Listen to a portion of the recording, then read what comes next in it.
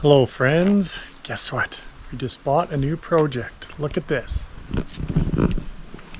It's a 2015 Promaster City.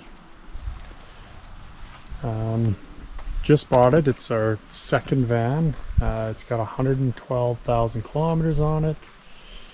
Seems to be in decent shape. Been finding a few things wrong with it, but the plan is to convert this into a little camper van. So as we're doing this, we'll be kind of documenting the whole thing start to finish.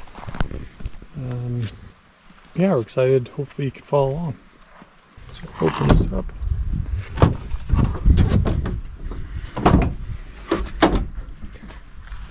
So this was insulated. Somebody used this for work. I believe the first individual was a locksmith, so there was some kind of shelving in there that I've already removed, an old inverter. But yeah, this is kind of what I'm starting, or what we're starting with.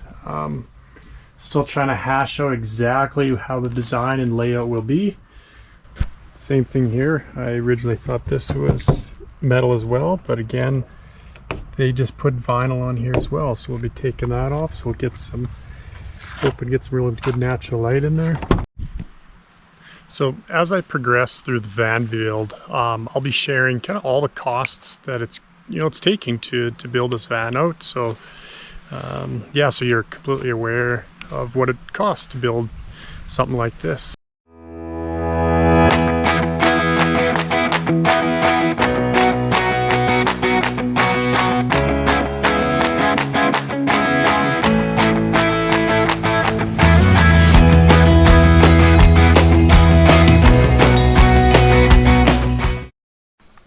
If you ever have to remove this type of insulation, I used a utility knife and cut a grid pattern in there, and then after that I took a putty knife and kind of chipped the blocks of insulation out, and that seemed to work the best to get this all removed.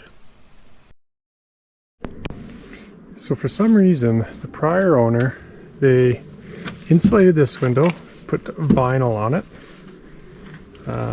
They painted this window and didn't insulate it. Not sure kind of some of the rationale, but anyways, I want to try to get this paint off. So I grabbed some of my wife's nail polish remover, sprayed it on there, and yeah, we'll see if this works or not. First I applied the nail polish remover to the window, let it set up for a few seconds, then took the blade of utility knife and then just began scraping the paint off.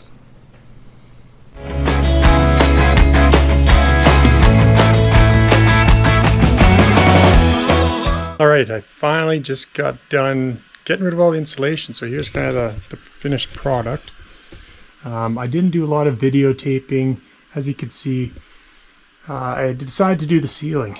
I didn't videotape it, as you kind of got the gist of when I did everything else in here, but I decided to do the ceiling because I didn't know where these cross members were, and obviously I needed to put some wood up there to strap some of the tongue and groove cedar I'm going to put up there. So I decided to get rid of it all. It was a lot of work, but I think it was the right call in the end. So right now I'm just starting to work on the floor, and one thing I just noticed I thought I'd share with everybody is I'm going to put the plywood coming basically as far back as I can here, but one thing I just noticed on here is there's a high spot for this little plastic piece, so I'm going to have to take the jigsaw and basically cut this out. So if you put a straight edge along all of here, this would be raised, because you can see there's a raised rib here and that matches the rest of this. So yeah, this side and obviously this side will be cut out. So just, yeah, make sure you catch that if you're taking the same approach.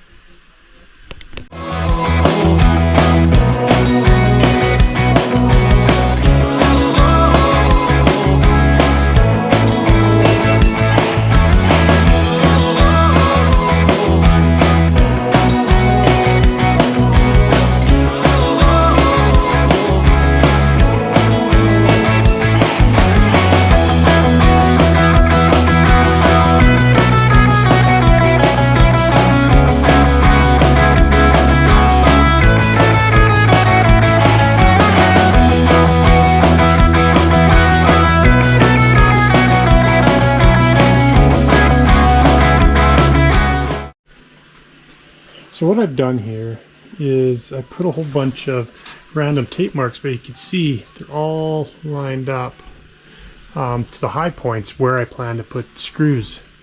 So basically, if like this here and here be intersects. So yeah, this is just for once I put the plywood down. I have an idea where I plan to screw, or put screws, excuse me. So yeah, I guess my next step is just fill the holes. There's a number of kind of factory holes, but then the prior owner had another number of screw holes into here. So just gonna put some silicone and seal that up, and then we'll put down the plywood.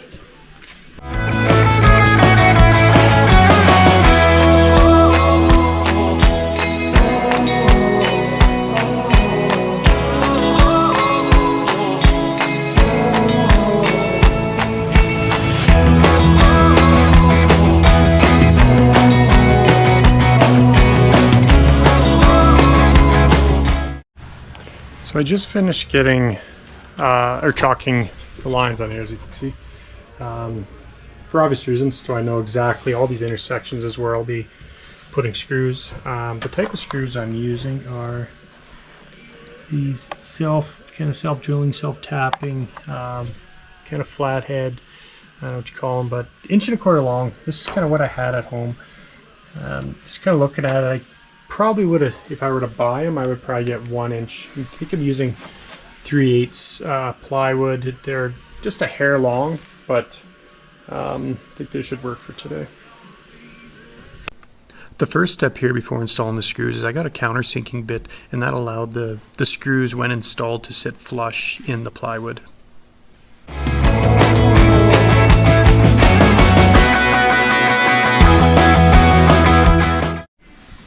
So I'm getting ready to install this piece.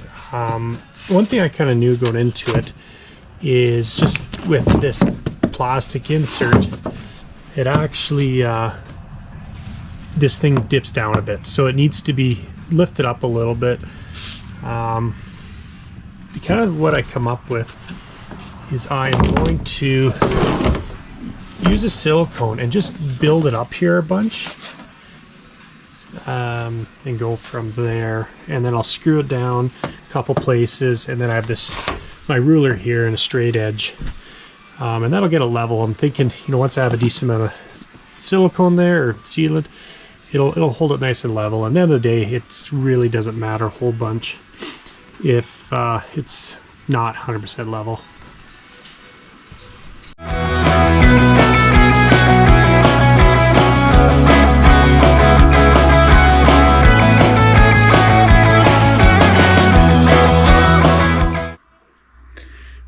Today I am going to put some sound deadening in.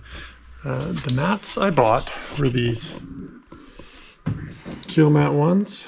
We're going to start putting them various places inside the van here. And then next I got insulation, so we'll start putting the bubble wrap insulation around as well. Something to be aware of when you're installing the sound deadening mat, in the instructions it specifies that it should be at least 15 degrees Celsius or above when applying to the metal. You could see here I was using a heat gun.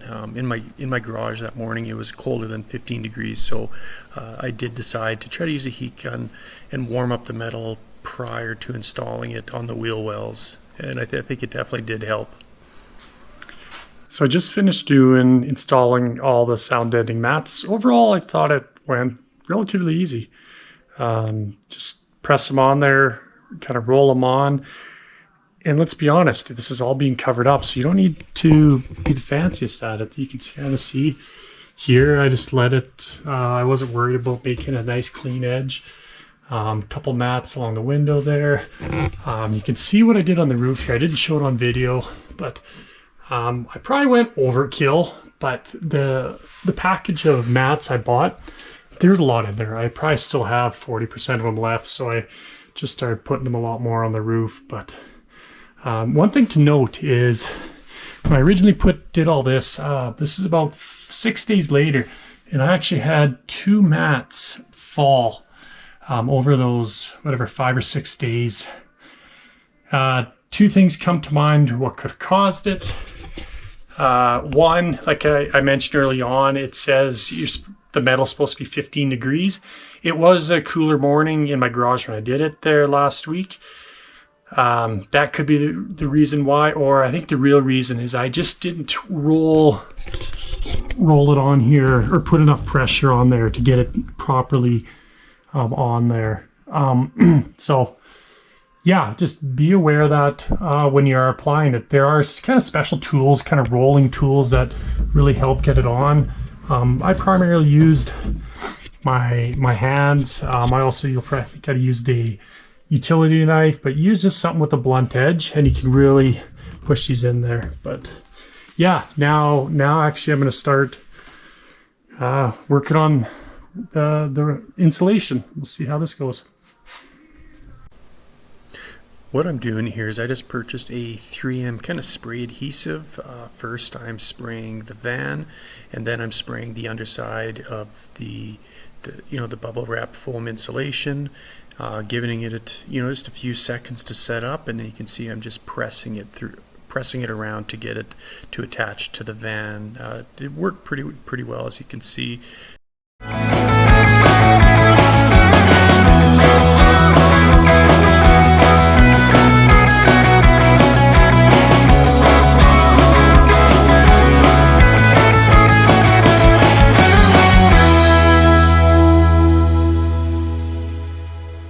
When I started doing the ceiling, I decided to wear a mask this time. It is an aerosol spray, and who knows what you're breathing in, so I thought it was best off just trying to minimize what I was breathing in.